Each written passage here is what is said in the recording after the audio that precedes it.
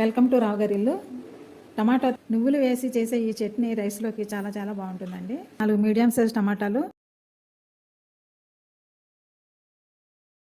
Stove మీద pan పెట్టి నువ్వులు ఫ్రై చేసుకోవాలి.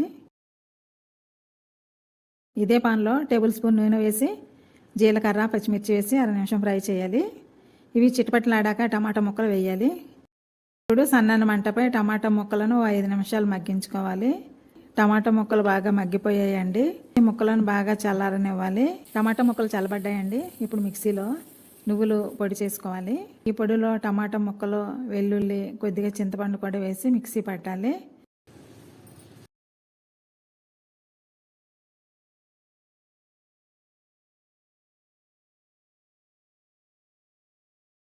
చూడండి, నువ్వులతో టమాటా చట్నీ అయిపోయినట్లే. ఈ వీడియోను లైక్ చేయండి, షేర్ చేయండి, వెంటనే సబ్స్క్రైబ్ చేసుకోండి.